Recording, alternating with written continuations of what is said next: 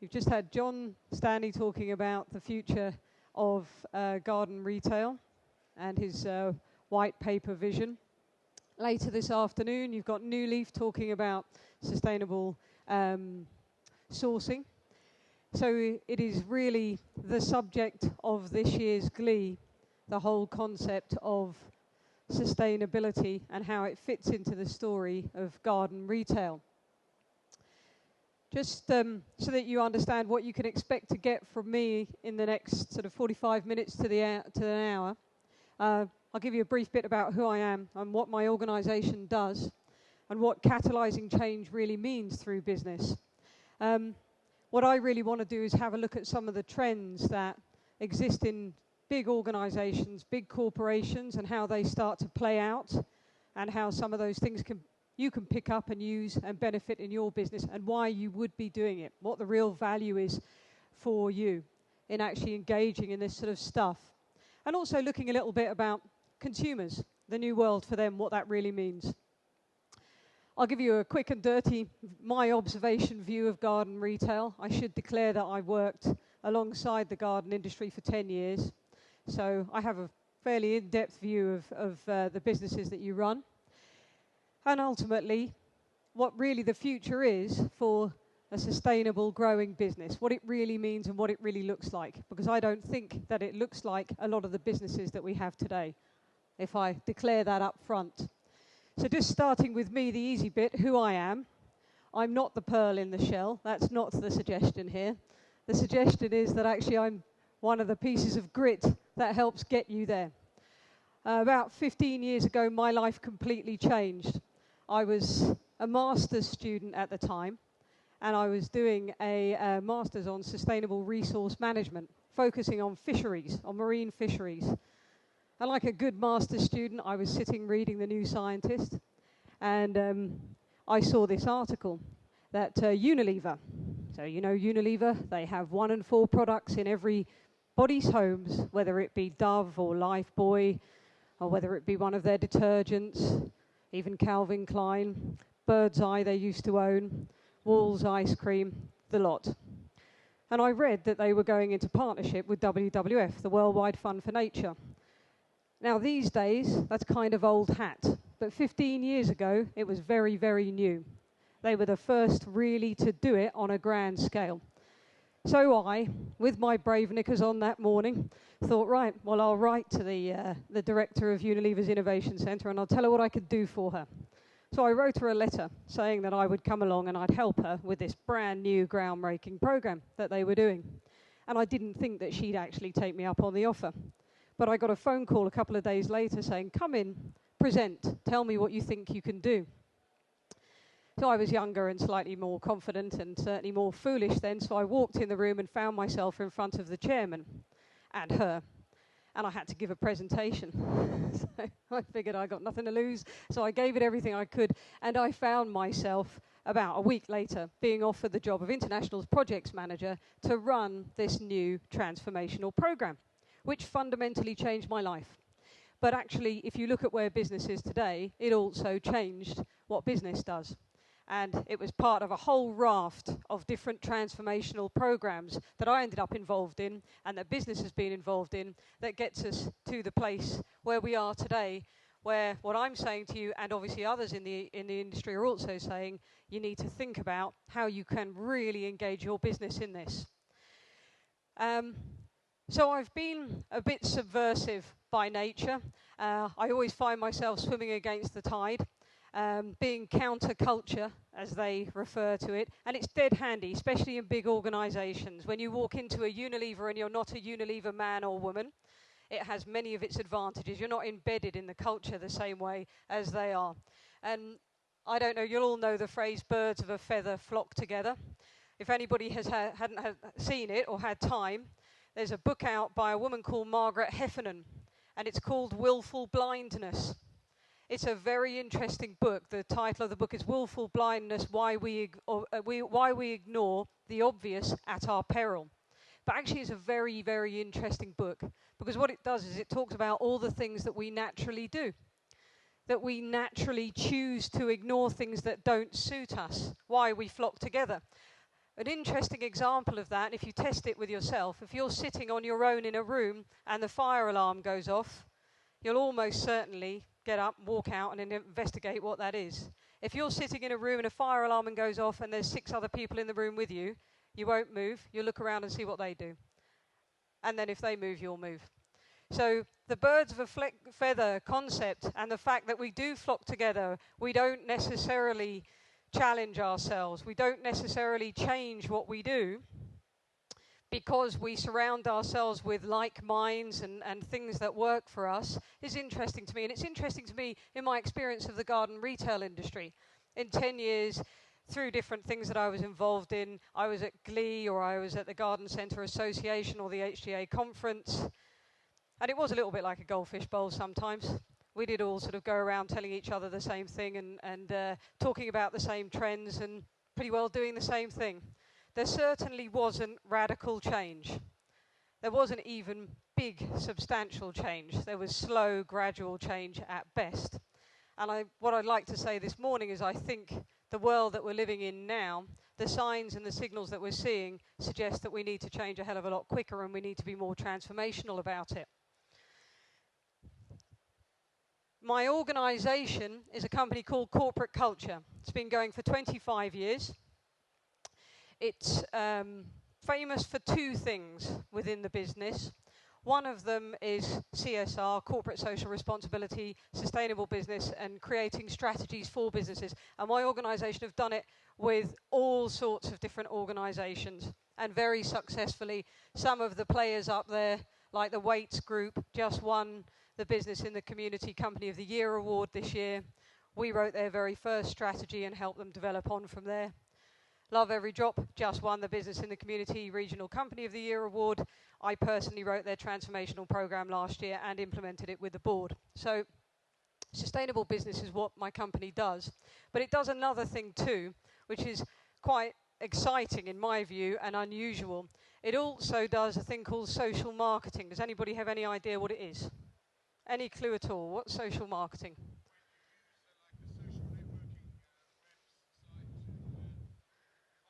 Right. Right, this gentleman says social marketing is when you, thank you, social marketing is when you use a network or a website to contact customers and friends. Forgive me, it's not. That's social media, all right? And there's a definite difference, and we've got to get it in our heads. Social media is the digital stuff online. That's what you're talking about, sir. Absolutely. And it's a big trend. It's a big trend, and it's something that's on the desk at the moment for everyone. Facebook, Google+, all of those things. But that's social media. It's not social marketing. Social marketing is about taking the principles of marketing, honing them, shaping them, reprocessing them, and then putting them back in the mix so that you're creating marketing programs that are for social good and profit purpose. So there's a massive difference. What social marketing does is it changes behaviours. And in many situations, it creates markets. The very best example of social marketing is Recycle Now. Best example of it. And my company did it with RAP. That's the Government Waste Reduction Action Plan. That was a whole program to completely change behaviours, to increase home recycling. And it happened over a number of years, and they threw a hell of a lot of money at it.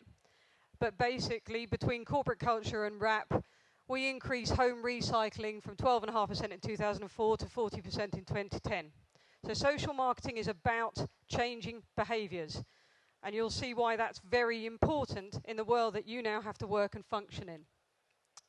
My company also does is environmental behaviours and also health behaviours. So it has done hundreds of projects, over 200 projects in health, working with Big Pharma or working with campaigning organisations like Diabetes UK or AstraZeneca. So it's about changing behaviours, not being online.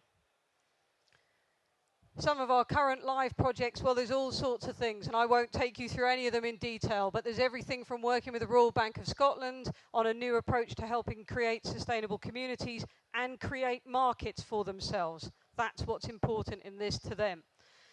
To working with the Family and Parenting Institute to make Britain more family friendly, also creating a market, a space for themselves. Or working with Anglian Water to change behaviour linked to waste and water. what they're trying to do there is save costs to their business. So behavioral change and social marketing has a market creation opportunity in it, and it also has a cost saving aspect to it. And there are all sorts of other examples that I could give you in that I won't give you now. So why are we talking about change? Well, Bill's famous for so many things, and let's not think about those things, let's think about the political and the good things he did. And one of the things that he said that we all know so well is, it's the economy, stupid.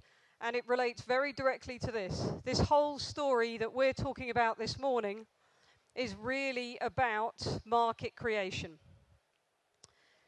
It really is about how you make money out of using these processes and how you need these processes, and you need to engage with this new world in order to be able to make your business relevant.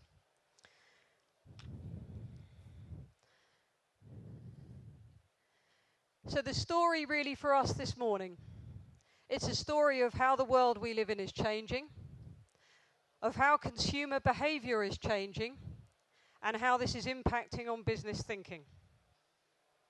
It's the story of how only brands with sustainability at the heart of their business strategies will ultimately have competitive advantage. And how if you look at some of the really big players, how if you look at the Unilevers and the P&Gs, the people who understand and know brands, this is something that they are putting at the heart of their business strategy. It's not a nice add-on bit at the side. It's actually becoming core to what the entire organizations will do. And it's worth just pausing. This guy, Jeff Immelt, the chairman and CEO of General Electric Company, he became Prince Charles's ambassador for sustainability this year. But what he says is absolutely key, and I think sometimes in business it gets completely forgotten. We end up in a sort of bubble of our own world and our own industry and how that functions. When he says the most important thing I've learned since becoming a CEO was context, and how his business fits into the world and how it responds to it, he was really indicating the shift that business is making. Big business is making, and smaller businesses will follow.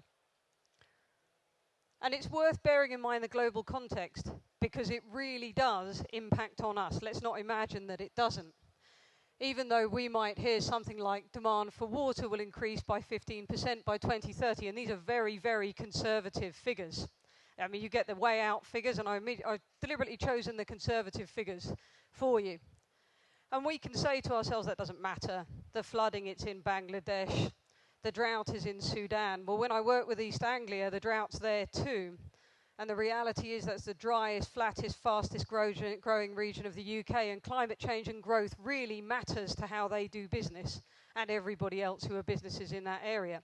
When I was working with them, PepsiCo came to me and said, should we continue to invest in those farms in Suffolk who supply our apples for Capello apple juice, because we don't know if we've got a future because of the water issues. So anyone who imagines global context doesn't matter locally is completely incorrect. It does in so many different ways. And one of the most important things is that business increasingly hold the levers of change. So today, 43 of the world's largest economic entities are companies. And I'm sure none of them are sitting here. But those companies have an impact on the same customers' lives as you guys are dealing with. And it affects what they are doing, affects the expectation of what your customers have and what you are doing, whether you like it or not. Because customer service is pretty well a flat playing field. And getting people in the business, into the building, and driving footfall and driving sales, what the Unilevers and the P&Gs are doing with their business matters to what you are doing with your business, because it matters, it creates, there is customer expectation there. So let's just think about consumers today and customer expectation just for a second. Well, even though we're all here from a business perspective, the reality is we all know how most of this feels. The average British household, 160 quid a month worse off according to Asda, and that was just a couple of months ago, so I imagine it's got even worse since then. 1 in 5 young people unemployed, and it isn't looking good going forward. Water bills will rise when we get this demand on increase in order to be able to ensure resilience. Energy bills are going to go up. The energy story is horrible. I have two major energy clients, British Gas and E.ON, do a lot of work on the future, how they cope with price, how they're going to cope with being allowed to function in that marketplace in the eyes of consumers. They have some major challenges. Those challenges will matter to you because it affects the pockets of the people that you want to get spending on your products. It all squeezes the leisure pound. It all impacts on who's coming through your door and how they feel and what more you need to do for them. So we don't need to keep going through that. We know how horrible it is. We also know that consumer confidence is low. Consumers believe that their financial situation has worsened over the last 12 months, and I'm pretty sure that most of us would feel that. And they only expect limited improvements. I find that hard to believe, actually, even though it was the consumer confidence barometer. I think that actually what we're seeing is people having no confidence in growth. Out of that, what's interesting to me is that we see three consumer megatrends occurring. One of them is the end of the age of abundance. We're out of abundance, we're into austerity. We know it, and people know it too. Global citizenship. Well, that's kind of part of the social media story in a way. 86% of global consumers, that's looking at 15 countries, believe that businesses need to place at least equal weight on society's interests as on the business interests. That's a huge expectation. And these figures come from the Edelman Good Purpose barometer. So they're very substantial. It's a trend barometer. You can find it online. It's been running for 10 years. It's very substantial. The other bit that's really interesting is the rise of the citizen consumer. You know, we saw people come out in sympathy for the people who suffered on the coastline from Deep Horizon when BP had their failure. We saw Facebook be the cause of driving forward the Arab Spring. Before that, we saw texting and online work help get Obama into the White House. Let's not underestimate, A, what social media can do, and B, what being a citizen consumer actually means with people starting to engage much more with issues. And citizens unite for or against. So you have the horror stories of companies being brought down or slowed in their growth path like Dell, when you have a citizen online deciding to say something about what they do. Or you have positive things like Gap being branding and rebranding online because citizens have got involved in the dialogue. So in this bleak retail environment, consumers have the power to choose. And they know that they're in control. And that starts to change your relationship with them, what you need to do with them, how you need to work with them. Does garden retail really, really look like what it looks like today in order to have a future?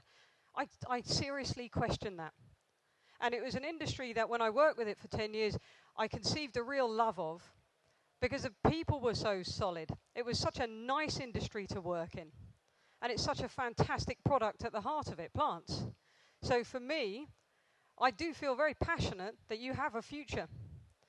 But I couldn't be more serious in talking about what change really means in our society, what these trends are saying, what big companies are doing, how consumers are feeling, how it will matter to you, how we have to think about how we go forward, and how there is massive opportunity in it for you in all the best ways. You are better positioned, much better positioned than most industries, and it's a leisure industry. It's bizarre, but because of your product, because of how you're positioned locally, there is opportunity there, and I'll explain why. But let's just think what it means for business generally, okay? Business provides the life support for nations. That's what it does. Food, drink, water, transport, road, medicine, energy. Business provides the lot. Plants. I think plants sit right at the center of it, or at least they should. But the reality is, when you think about the trends, when you think about the fact that we live in a world of resource constraint, and it will be increasingly so, that we live in a world where population will continue to grow, and we live in a world that is currently facing austerity and there isn't much opportunity for change. In order to be able to have long-term success tomorrow, business needs to be helping customers act today. To eat well, to recycle more, to save energy, to save water, to garden more for their health because it's good for them. The reality is that this can really move when business really starts to understand that what they're in the business of doing is helping customers live more sustainable lives. Then business will use their brands, use their products and services to help people do that, and they will create a marketplace and a sustainable future for themselves. And that's what we start to see with big business. We've got to bear in mind that things have really shifted. Products and services are no longer the key drivers of reputation. There's a whole load of other stuff being heaped on this now. It's like the baseline has completely shifted. So we have a different set of factors. And again, these are the Edelman guys. There are two really good barometers that they do, the Edelman Trust Barometer and the Edelman Good Purpose Barometer. And it's worth looking at both of them because they give you some really interesting insights into consumer trends. But trust and transparency, that's what they really, that's what starts to play into their thinking on what influences business reputation. And it demands that companies then have a very multi-dimensional approach to engaging stakeholders. And I'll explain a little bit more what I mean by that as we go on. And let's not worry too much about all the other countries. Ours, UK, is here, second one in from Germany.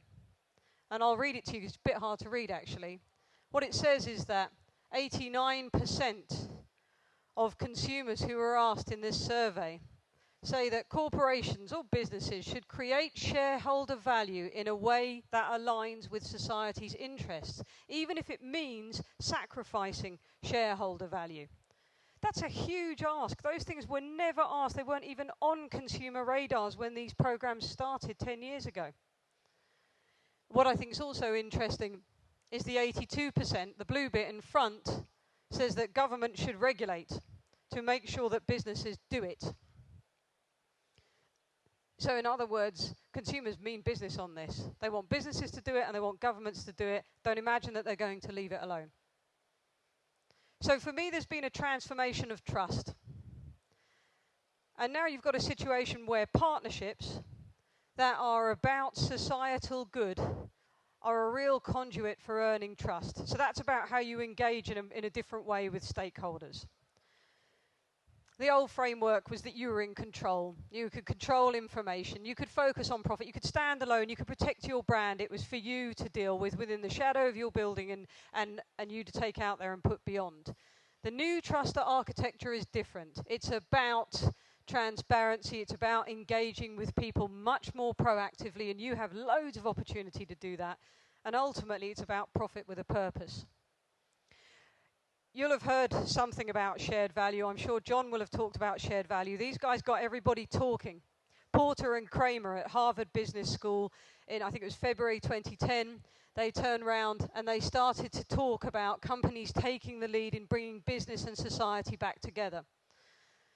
And then they talk about this principle of shared value.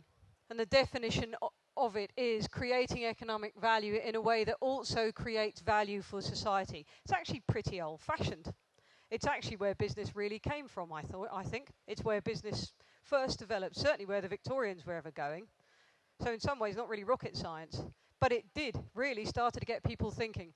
And I'm with them on this. It's not social responsibility. It's not philanthropy. Actually, to be honest, it's not even sustainability. It's certainly not about the environment. It's definitely not altruistic. I don't think it's any of those things. It's about people and the future of society and whether you want a place in it as a business. And I don't think it's any more complicated than that. Actually, I think the worst thing you can do is label any of this green, because it isn't green. It's not what we're talking about. And a lot of businesses are starting to take the view, and we'll have a look at a couple of quick case studies with Unilever and M&S, but they're starting to take the view that you need to be making it easy for customers to act. Paul Pullman's the chief executive of Unilever. Really interesting guy. Unilever started this story 15 years ago when I began with them and worked on their two biggest transformational projects. One of them was fish, one of them was agriculture. Major issues for raw sourcing for them and supply. What's interesting is that this guy knows about brands, knows how to market stuff. That's the bit they really get.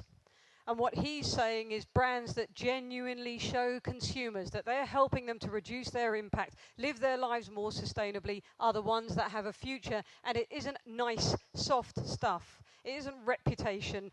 That helps. But actually, these are hard measures of growth. There is market in it for them. So what business is sort of how this affects business really for me is summarized very clearly by the World Business Council for Sustainable Development. That's 200 major companies from around the world coming together. These are not small fry. They are not thinking about this. They dedicate a lot of time to the WBCSD. And what's interesting for me is a few years ago it would have stopped at anticipate trends, full stop. It certainly wouldn't have gone along to say and align profitable business adventures with the needs of society. But even they came out and said it earlier this year. So how is business actually responding? Who's doing what? Many are already acting. Porter and Kramer named a few. And they're the hard-nosed ones. The Googles, the Johnson & Johnsons, Nestle's. These are the ones that you wouldn't expect to be seeing doing this stuff and who have really built a reputation on it.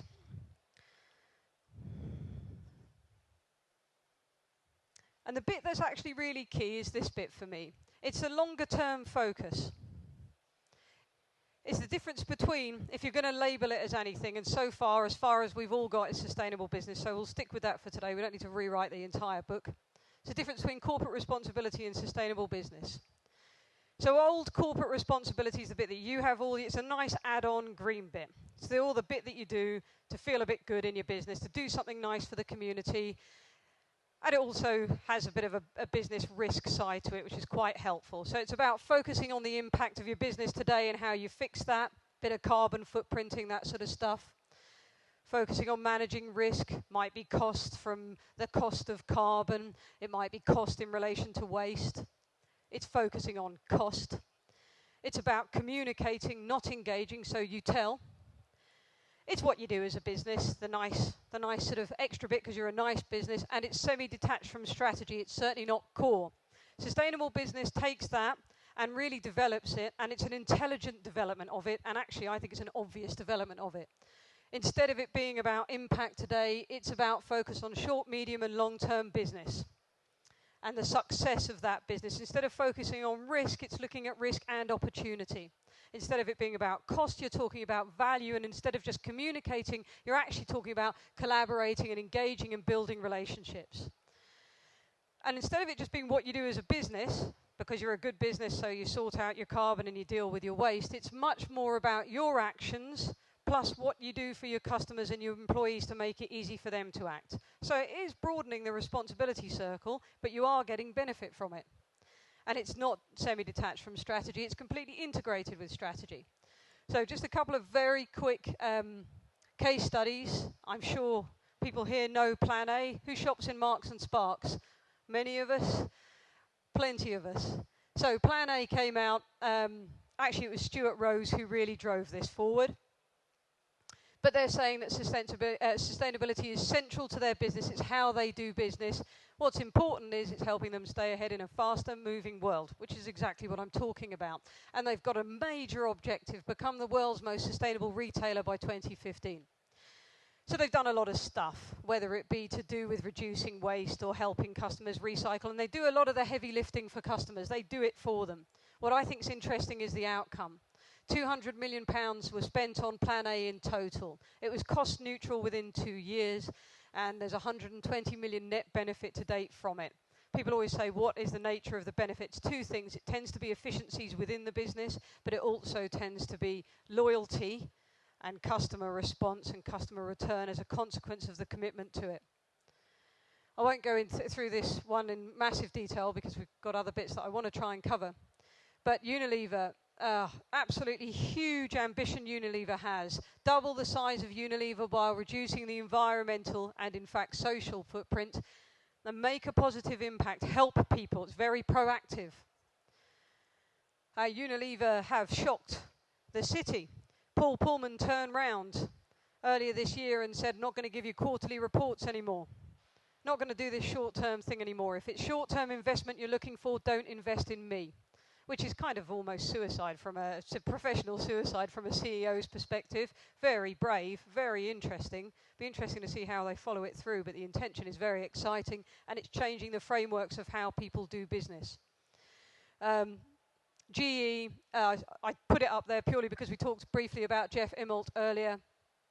GE are going at this whole thing on the basis of innovation, putting innovation at the centre of their business. And they are generating billions of pounds on the bottom line in relation to their eco-imagination products, things that benefit their business and that they sell to their customers. So, getting on to garden retail. And forgive me if I'm a little bit brutal or it doesn't seem quite fair what I say, but gets you thinking. On the positive bits, the bits that I love about this industry, you have a fantastic history, strong social capital, real opportunity to do something with that. That stuff's worth gold, more than that. It's the future. You have some great locations. When I think about the garden industry and I think about garden centres, there's in every region around the country, I can think of 1 or 2 great centres. And also some other small ones that I love too. So you have some great locations and some really good infrastructure. Your tops on plant ranges, and that's the most important thing. One of the things that compelled me to go to the water industry and to bring transformation to that industry and to be in a wonderful position now of helping advise the water minister on his white paper going forward. One of the things that compel me to do that is water is vital to life. No water, no people, no future, end of story. That's it. And actually, plants sit right alongside that, and our world doesn't quite get that yet. And the way to show them is not about environmental marketing or green marketing. The way to show them is about engaging in a completely different way with communities and peoples to benefit your business. And, you know, you're good on things like destination centres and retail experience centres. So what are the vulnerabilities? There are loads, and we haven't got time to go through them all. So very briefly, I do think the industry is slow to change. I think it's a naturally conservative industry. I think that there's limited engagement with the community. There's some. There's good stories. Great, but it isn't enough. You could be doing so much more.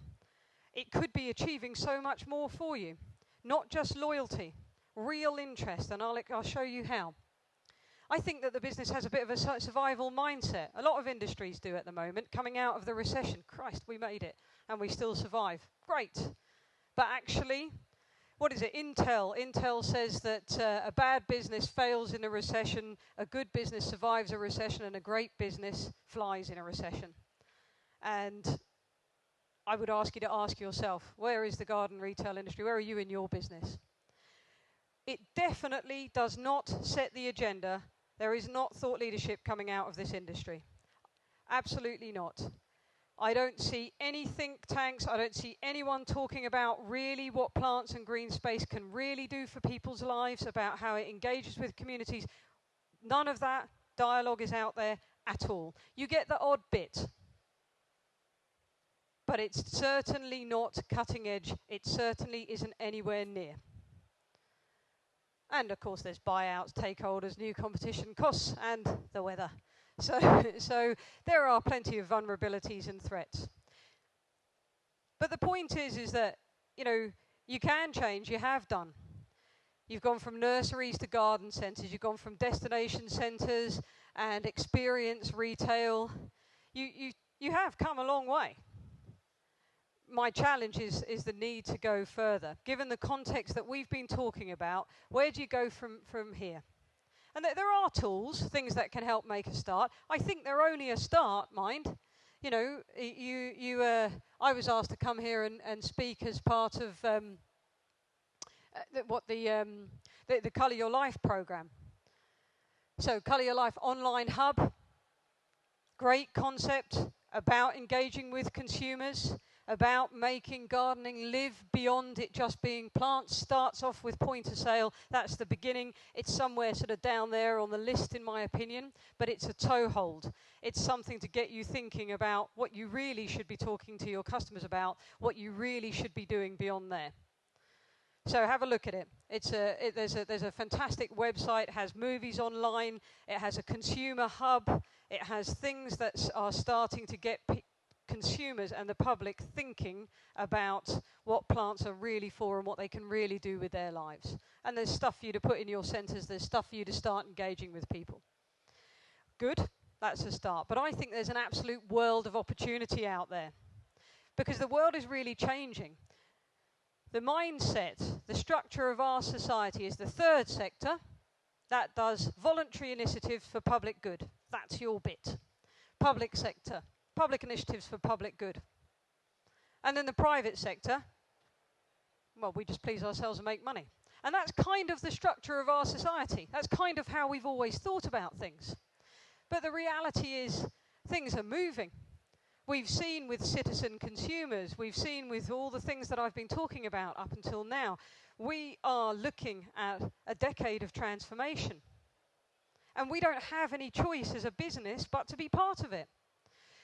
And what we're finding is that all of the little things that were in boxes doing their own thing are actually realigning. And each of us and others, individuals, are actually being up there and on par with it too. And the digital revolution, the different ways that we can all talk with each other now, the different things that we can do, the new behaviours that we all have, are really all coming together. And we're finding ourselves aligning.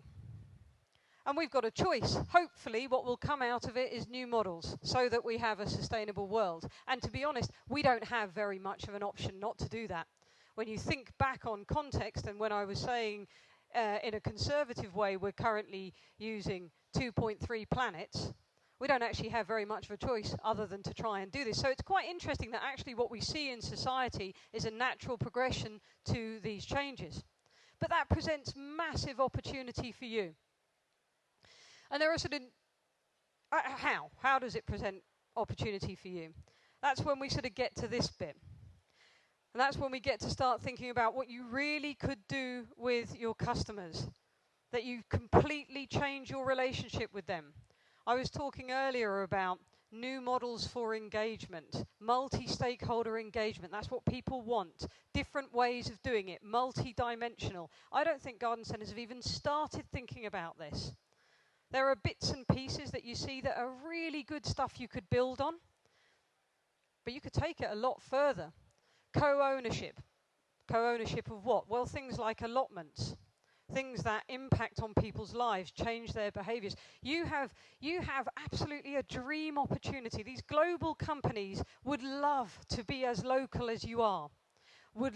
They fight for, they spend millions on trying to get the sort of social capital that you have naturally at your fingertips as local and regional companies and businesses. And you have a gorgeous product that matters to people's lives, their health and their well-being. These all sit with exactly where the trends are going now. So thinking, how can you actually really engage with people differently? Co-ownership of allotments and things, new products and services. So, okay, there's the obvious stuff like solar panels or that kind of, sort of new things that are out there that help people reduce their energy, or water butts, these sorts of things, that's fine. But there's also really interesting things. I was looking at an example of a thing called the Green Shed, which was set up by the Gardens Group. And it was a community work facility for vulnerable adults. And it was actually having a massive impact on people's lives. But it was also setting that garden centre group up as real local hubs. I've had major pub chains come to me in the last year. And what they'd like to do is set the pub up as a hub, as a community hub. I think about 4 or 5 years ago, Tim Smith was writing in Horticulture Week, and he was talking about garden centres being the community centre of the future. And at that point, he was talking about garden centres doing stuff like recycling. Well, I think that that's a start, but actually I think what we're talking about is whole new models for collaborative engagement, for you to really get the community into your business and get it into their lives. And I'll show you why actually there's real value. Just a couple of other examples. Community transformation. Can you co-invest in green space with your local community? Community applications, we'll talk about this in a minute, this is really important. Can you give space or expertise for a community to prepare things like applications to the Big Lottery Fund, who are doing so much through different programs like People Powered Change? Transformational philanthropy. So at the moment I'm working with major high street banks who want to help change people's behaviours, transform their behaviours so that they know how to manage their money better and invest in communities to do that. So for garden retailers, what does it look like? Is it about growing your own food? Is it helping people create different fuels through what they grow? I think that we haven't even thought about it. Capacity building. They always say teach a man to fish as opposed to buying him a fish. It's the same with gardening, the whole teaching concept. Community outreach, you do some of this stuff, inviting scouts to the WI on site. Okay, how do we build on that? How do we become a bit more radical? For me, the big question for business is what is our preferred future operating environment and what do we need to bring it to life? If you just got off the bus tomorrow, you know, or the boat, you just got off and you had to start a business, would it really look like the business that you've got today? Thinking about all that you heard John talk about this morning, if you sat through what John was saying with his white paper, thinking about the sort of thing that I'm talking about now, would it really look like the sort of businesses that we have right now? This whole concept of brick and click, this whole concept of engaging with social media. Okay, that's interesting, but what's in the brick? I'm not sure that it's rows of plants and rows of pots and chimeneas. I'm not sure that that's actually what we're talking about. I think that you need to think about how to build room for garden retail to grow. And for me, I don't know if you can see it there, but actually the garden retail should be in a circle on its own. Its core, it's about driving community and customer action, which helps them live more sustainable lives, and it's all part of your business strategy. There's a massive opportunity for you to become catalysts for change in your communities. And just think about the people who run our lives, the coalition, God bless them, localism, the big society. These are the things that matter to them. Steve Hilton, the man who is the Prime Minister's strategist, who whispers in his ear every day, started a business called Good Business in 1992 and wrote a book about it too. All of the things that I'm talking about here are the things that matter to that whole sector of the coalition that is driving this big society and the localism story. And it doesn't matter whether you love it. It doesn't matter whether you think it's a right load of old crap and that the big society is nonsense or it doesn't make any difference. What matters is that it is being driven, it is starting to exist in our society, and there is market creation opportunity for you in order to be able to shape your business for the future. That's the bit that matters. The rest of it doesn't. And when I sort of think about imagining if you're a garden centre and you were sort of innovating for the future, I was trying to kind of draw a picture of it. And what you're really trying to do is you want to be a company that has sustainable growth in a sustainable marketplace. That's what you're really after. You need communities that are sustainable because if they're not, your income goes. So the link in trying to help people change their behaviours and engage in those opportunities is an important part of your future. You want employees, you want sustainable talent, you want them to stay with you, you want them to like what you're doing. My business has a whole department which is about employee engagement. And we've just spent the last year sponsoring a really interesting master's that was done at Warwick Business School, and it's called social identity. What it's about is how you get more out of your employees and for your employees through what your business strategy really is. And of course, ultimately, you want customers who have sustainable behaviours, who are going to be able to come back for products time and time again.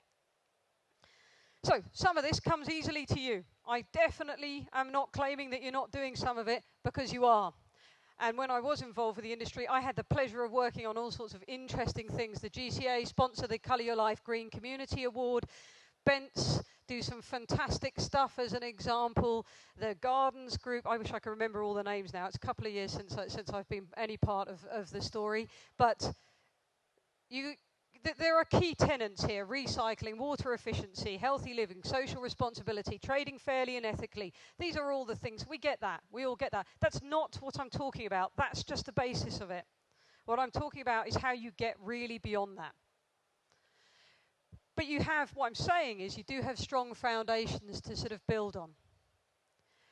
You do some great stuff. Some of the things that I'm talking about in relation to co-ownership or working with schools, there are examples out there of you doing it. That's fantastic.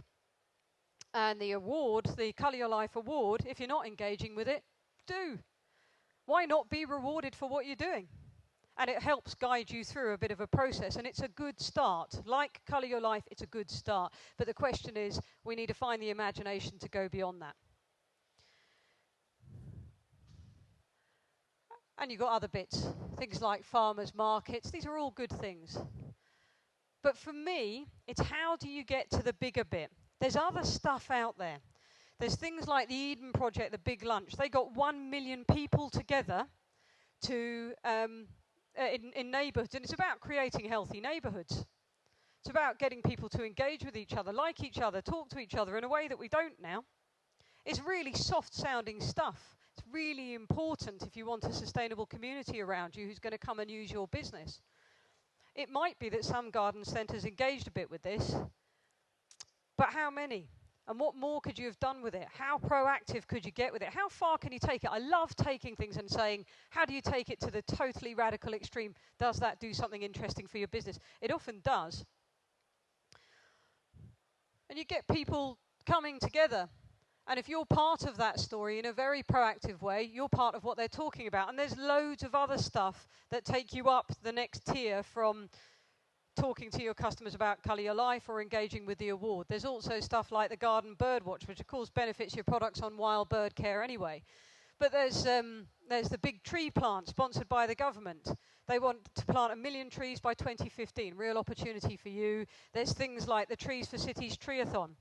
Again, all opportunities for you to be engaging with. You could be the first place people come to find out, to gather, and to act. And that's not what you are at the moment. And ACT is absolutely key in this. And this is kind of the key bit for me. If you were to become a local community hub for action on sustainability, then there's so much that you can do. Just look at this example from Ballard and just walk it through and think about your centres, okay?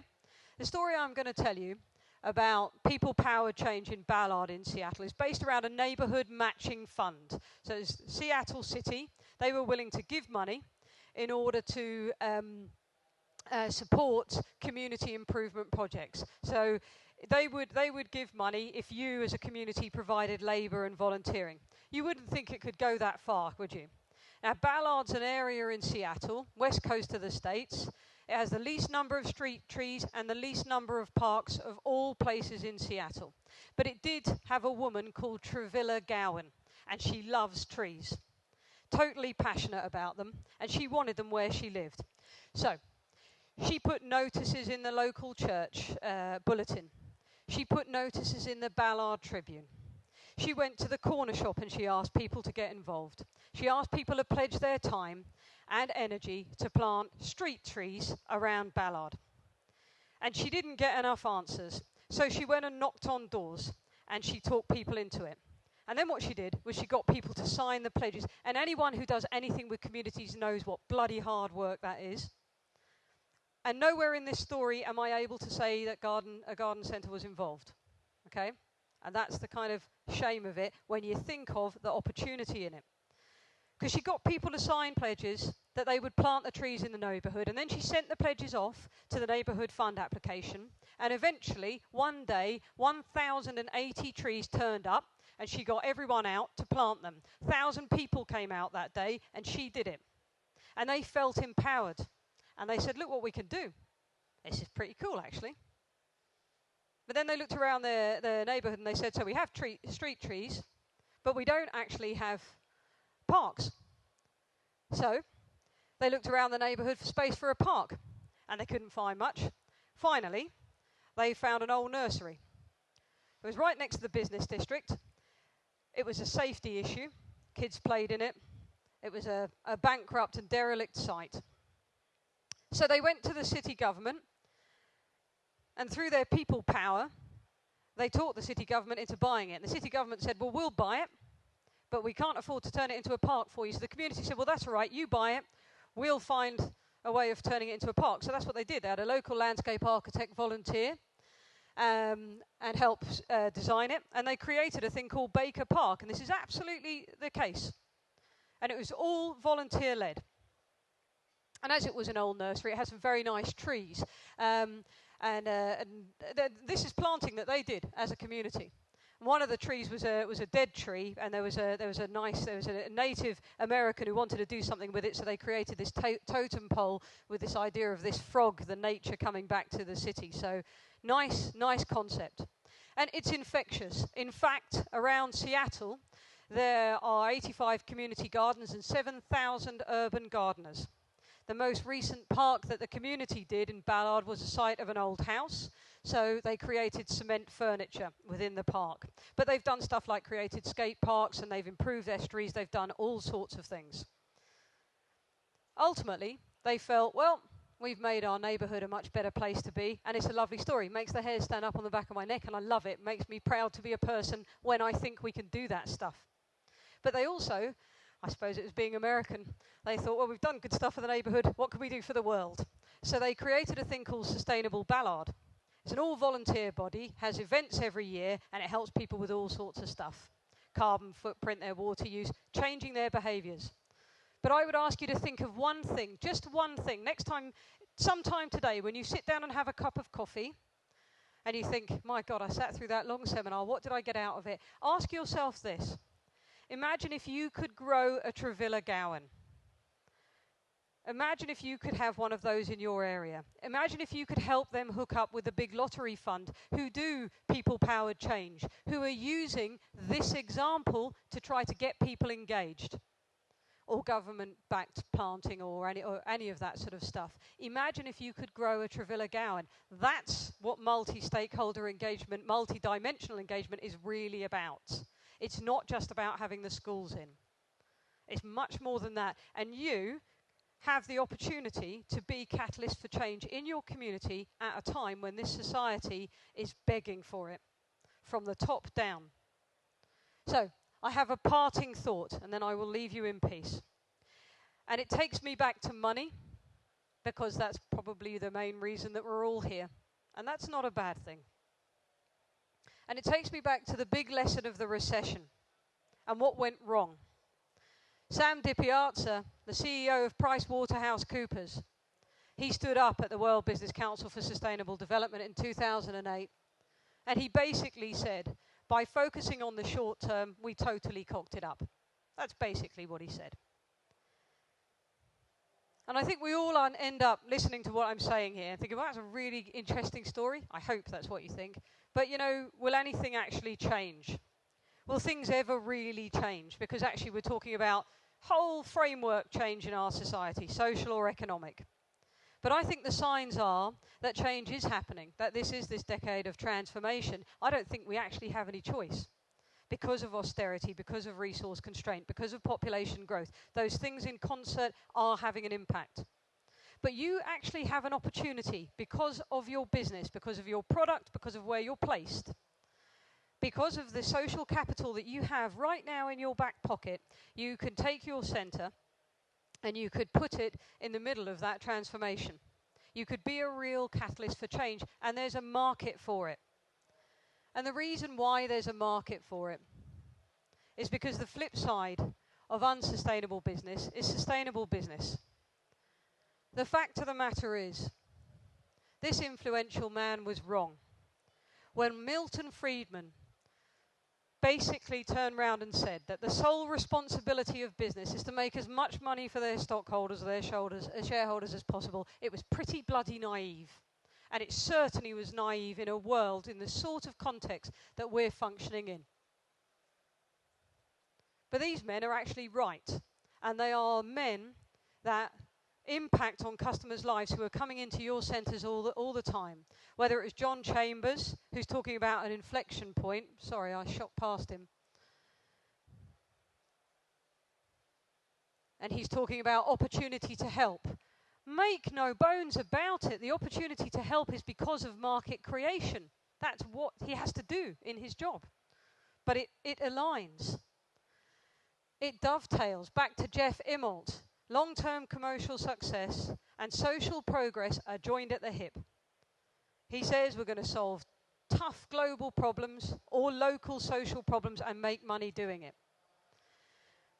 And we won't go into the detail of Sam Palmisano, IBM, but you only need to look at their share value and the rise in their share value over the last 10 years, and you see what Sam's talking about. They've gone from bacon slicers to smart cities. That's what their International Business Machines does now. And finally, back to Paul Pullman and Unilever. He talks about a commercial imperative. So even if you absolutely don't agree with me, and I would accept that, if you don't believe that there is a social imperative, then there's a commercial imperative. If your moral compass isn't enough to trigger action, then self-interest should. And you've got someone talking this afternoon about sustainable sourcing, and that's really where what Paul's saying starts to come into play. I think the whole story comes to quite an interesting point when you look at what Maynard Keynes said. And Maynard Keynes has said a lot, and economists talk about him all the time. But what he's actually saying in this really long quote is this. He's simply saying, we've done all that we've done in order to up the baseline. But when the baseline of our lives and our expectation changes, what we want changes with it too.